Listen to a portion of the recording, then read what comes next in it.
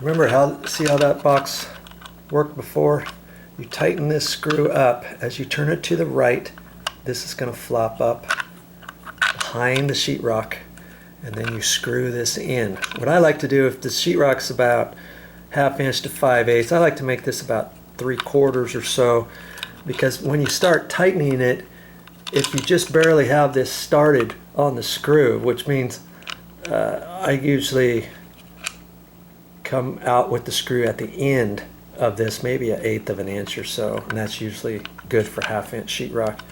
As you start tightening it up, see there's a little rail right there, and if you start tightening it up, if you don't have that sucked into the rail a little bit, sometimes it could kind of come out of the rail. You see how it's like that? Then as you start screwing it, it's trying to suck in there, and it's not. See, I'm pushing on it right now. I'm pushing on it right now, and it's not going in. And then you might cross thread this or something. That's why it needs to be slid in there a little bit. Then it will slide in a lot easier. See that little rail right there? So if it's out too far, it could kind of pooch out of the rail. Okay. So I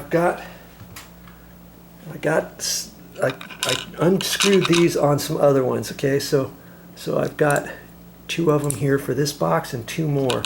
I want to look at that and see where the notch is, which way it's facing, because I want to put these on right, so I know it's going to go like that at the top. Okay, so I'm just going to hold this in here and make sure it's in the rail, which it is. And now I could screw this in to that, and I got my finger on the back side of it, and I'm going to wait for it to start hitting my finger, and then I'll know I've got just about enough room. You make it too much. If you screw it too much, maybe you got it back inside there and you think this is going up behind the sheetrock, where in fact maybe it's only going up a little bit because it's hitting the back side, and you think it's behind there. You tighten this all the way up, and this starts sucking in further like that, but it's really not behind the sheetrock, and it's still loose. You're like, what's going on? So then you have to push this back or loosen it to get this back further without unscrewing it off the back and dropping inside the wall, let's say, and then tighten it back up. So see, I've got it far enough. Now I've got it in the slide. I push this down sideways. Make sure it's in the slide, and it is. Okay. I know when I push that back in, it's going to work fine. It's going to come up. I tighten this, doink, and then it's going to screw in. And it's already nicely in the slide. Okay. So that's how you do that. Now I'm going to go ahead and put this one in back behind here. Make sure I'm in the groove. Get my screw in there and tighten that up until it hits my finger on the back side.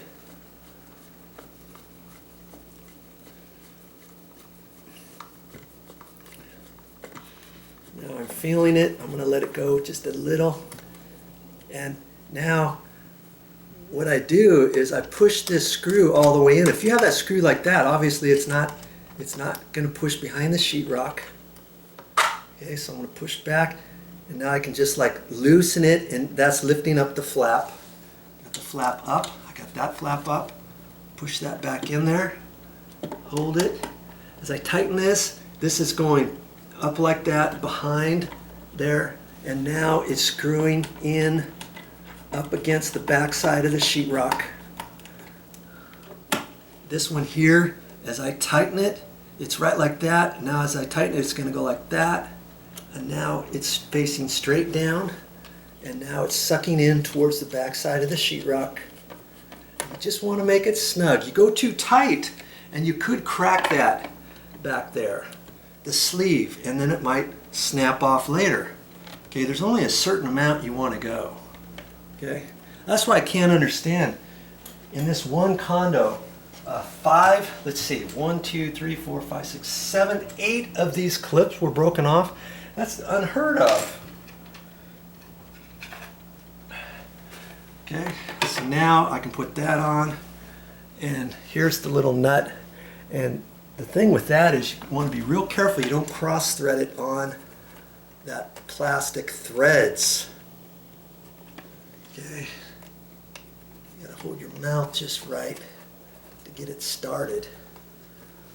And now I line that up because see I can do that.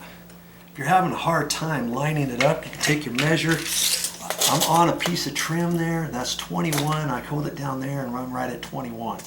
Okay, that way you can assume that your trim, see this trim right there? I'm assuming that's pretty much plumb. And so I can measure off of that like that. Or I can come off of this wall and come over 22 3/4 and 22 3/4 at the bottom. So I know that's lined up. You can measure up here if you wanted, assuming that's level. You know, there's lots of things you can do. The last thing you want is to have this crooked. That's my pet peeve, is having cover plates like this or plastic cover plates like an electrical outlet crooked. You look at the wall and you look at that and you think, my word, somebody's got a crooked eyeball. Why don't they spend some time and make sure it's straight? You know? I'm just taking my crescent wrench or spanner wrench, and I'm just going to make that snug. Don't overdo it. Okay. And this round knob here has a definite little catch goodie on it. See right here where there's a flat space on there. And see when I look on the back side of this, there, let's get you reset up here. See how there's a flat spot on that? If you're not paying attention to that, you could put this on wrong and really cram it in there. You could probably still get it on there, but you're not going to be putting it on in the right place. So see, I know it's facing up, and I look at that, that one's facing up, this is facing up. I want to get it situated on there just right, and I want to push it in there, like that. Okay, there's that. Okay, now for this one, I'm going to do the same thing. I've got enough room to pull that out, reach in there, put these on, put the screws on.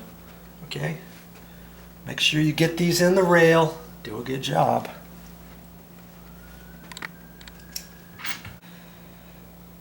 Jeez, this was hard to get because I'm right-handed and I'm right up against the wall, but I have it, and now I'm tightening it up. It's gone voink like that.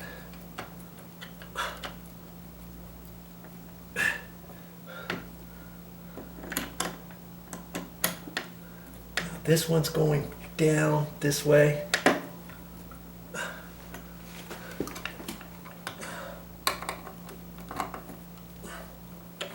Just kind of lining up the box to where my outlet cover was before. And then you can try your cover plate on there and see if it's going to cover, and if you have to make some adjustments you can, because see, if you take this off and you already see where the old cover plate was, you want to get the existing cover plate back on there, you know, to cover the groove. I've got that snug in there. Just make sure you don't over tighten it. Okay, these tabs are only plastic. Okay, so if you do it too tight, you could bend the box right inside the wall. I mean, it's not the worst thing that's going to happen. And I'm looking at that, and it looks like I'm right on the edge where I should be. And let's see if I can do this upside down.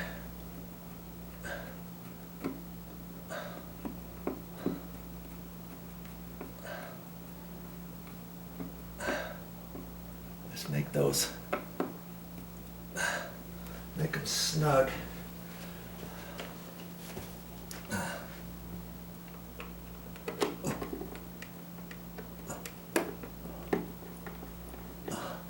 Last thing you want to do is put that in crooked or something, and you think, oh, I'll just ram it in there. I got it going, but if you don't have it perfect, I'll tell you, you might break it off. I've actually done that before. I thought it was going to go, and I started screwing it, and it broke off, and oh, I had a heck of a time trying to get that threads out so I could put a new screw in. Okay, that's snug. Everything looks fine. I can plug this back in. Let's see, get the breaker turned back on. Check this out. I'm going to turn the timer. Click that on.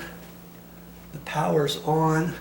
I can reach up here and turn the air conditioner on at the power, and kaboom, it's working. If I leave it right there, see, that's 1, 2, 3, 4. That's 1 hour. Okay, and 1 hour is going to shut off. Or if I don't want to wait that long, I don't like turning this back by itself, because after a while this is only plastic and you could start tweaking this. I just go up here and turn the power off, or if you have a handheld remote, you know, just going to turn the power off. See? And this timer will go off automatically. Now for the next hour, I can keep using this control because there's power to the air conditioner. After this goes off, okay, after that timer clicks off, that means there's no power to the air conditioning outlet. And then I cannot use the power button to get this on until I turn the 4-hour timer back on. And incidentally, they have 1-hour timers, 2-hour timers, and I think I've seen 6 or 8-hour timers, but not 6-hour, and 10 and 12-hour timers. Like, my word, why would you even want to put a timer for 12 hours on there?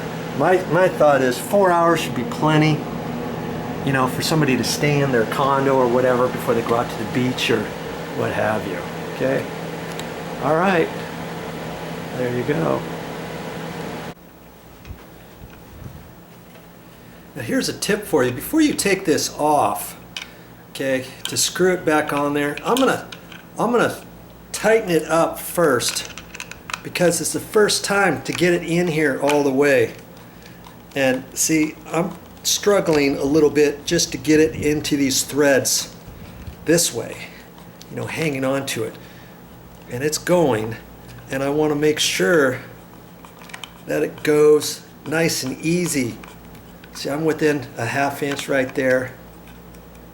Okay, I know that's probably plenty, but that kind of helped put some threads inside through that plastic, so that when I take this back off, and I want to hold that up there just with my finger on the back side, it's gonna help get it in there easier. I don't know why they make them so hard like this, but they do. Because see, what happens when you try to tighten it up, it kind of lifts out. See how it's lifted out of the hole of that slot, where there's a slot there. See how it's like that? If you're doing it for the first time and you're screwing it in there into the wall, you may have it like that, and you're trying to tighten it up, and I'm having a hard time tightening it because it's not wanting to slide in the groove. So that could be a tip for you, even if you're installing these cut-in boxes for the first time. Run that screw all the way in there. Now you've got some threads going on in through here already, and it's going to go a lot easier for you. There's a tip for you.